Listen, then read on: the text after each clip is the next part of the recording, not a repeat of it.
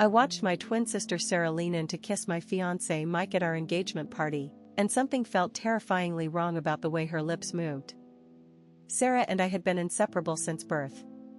28 years of shared secrets, inside jokes, and that weird twin telepathy everyone talks about. She was my maid of honor, my best friend, the person I trusted more than anyone in the world. When Mike proposed 6 months ago, Sarah cried harder than I did. She helped me pick out wedding venues, taste cakes, choose flowers. She was perfect. Too perfect, I realize now. Mike had been acting strange lately. Distant. Always on his phone, always working late at his tech startup. But when Sarah was around, he lit up in a way that made my stomach twist. I told myself I was being paranoid. Sarah would never betray me. We had a pact since we were kids, sisters before misters, always. The night of our engagement party, I caught them in the garden behind my parents' house. Sarah's hand was on his chest, her head tilted back, laughing at something he whispered. The moonlight hit her face, and for just a split second, I saw it. A glitch. Her smile pixelated for half a frame before snapping back to normal. My blood went cold. I crept closer, hiding behind the rose bushes Mom had planted when we were kids. Sarah was telling Mike about our childhood, but she got the details wrong. She said we had a dog named Patches when we were 7. We never had a dog. I'm allergic. Sarah knew that. Sarah had always known that. Remember when we went to Paris for our honeymoon? Mike said, stroking her cheek. Honeymoon? We hadn't even gotten married yet. Of course I remember, Sarah replied, but her voice had a slight electronic undertone. It was magical. I stumbled backward, my heart hammering. This couldn't be real. I was losing my mind. But as I watched them embrace, I noticed other things. Sarah's movements were too fluid, too calculated. Her breathing didn't match her chest movements. And her eyes, God, her eyes reflected the light wrong, like tiny screens. I ran inside and locked myself in my childhood bedroom, the one Sarah and I had shared until we were 18. I tore through old photo albums with shaking hands. Every recent picture of Sarah looked perfect. Too perfect. No blemishes, no asymmetry, no human imperfections. But the older photos, the ones from before Mike came into our lives 2 years ago, showed the real Sarah. The one with a tiny scar on her chin from when she fell off her bike at age 10. The one with slightly uneven eyebrows and a crooked smile that made her beautiful. The fake Sarah didn't have the scar. I called the real Sarah's number. Straight to voicemail. Same message she'd had for months. Hey, it's Sarah. I'm probably off on some adventure. Leave a message. But Sarah wasn't adventurous. She was a homebody who worked in accounting and watched true crime documentaries every night. When did she become this globe-trotting, spontaneous person the fake Sarah claimed to be? I spent 3 days digging. Missing person reports, social media, anything. The real Sarah's last Instagram post was from 18 months ago, a boring photo of her lunch with the caption Tuesday mood. Then nothing. Her apartment had been cleared out, according to her neighbor. Her job said she'd quit to pursue other opportunities. My sister had vanished, and no one had noticed because this thing, this digital puppet, had taken her place. The pieces started falling together. Mike's tech company specialized in AI and virtual reality. He'd been working on some top-secret project involving human replication technology. He'd met Sarah first, actually. They'd dated briefly before he met me. What if he'd never gotten over her?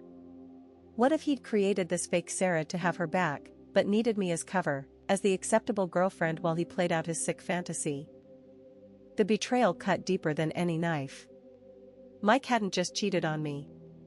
He'd erased my sister and replaced her with a lie. He'd made me fall in love with him while he was in love with a digital ghost of the person I'd lost. But Mike had made one crucial mistake. He underestimated me. I'd majored in computer science before switching to marketing. I still knew my way around code.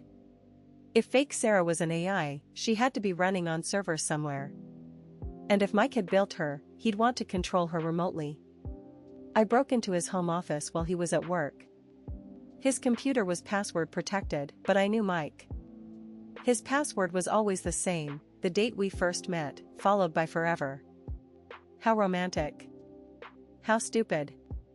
His desktop was full of folders labeled with names I didn't recognize, but one caught my eye, Project Sarah version 2.7. Inside were hundreds of video files, motion capture data, and voice samples. All of my real sister. Mike had been recording her without her knowledge during their brief relationship, building a database of her mannerisms, her speech patterns, her expressions. There was a folder called Behavioral Modifications. He'd been programming fake Sarah to be more outgoing, more adventurous, more everything he'd wanted the real Sarah to be. He'd created his perfect woman using my sister's face and my trust as a shield. But the most damaging folder was labeled insurance. Screenshots of conversations between Mike and someone called D_Rodriguez about disposing of the original and eliminating loose ends. The timestamps matched exactly when real Sarah had disappeared. My hands were shaking as I copied everything to a flash drive.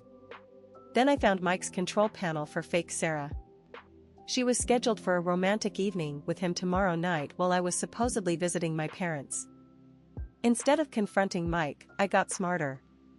I called my cousin Danny, who worked for the FBI's cybercrime division.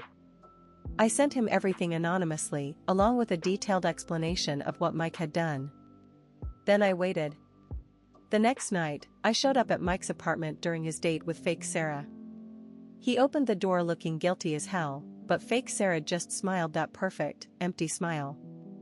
"Surprise," I said brightly. "I wanted to spend time with my favorite people." We had dinner. Made small talk. Mike was sweating bullets, but fake Sarah played her part flawlessly. Until I started asking about memories that didn't exist in her database. "Sarah, remember when we got food poisoning from that sushi place on 5th Street? "Oh yes," she said automatically, "that was terrible." Funny thing is, Sarah's never eaten sushi in her life. She's allergic to shellfish. Mike's fork clattered against his plate.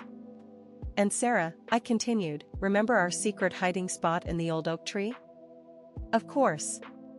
Good times. We grew up in a condo. No trees for miles." Fake Sarah's expression flickered, pixelated, reset. "What's wrong, Mike? Your girlfriend seems to be glitching."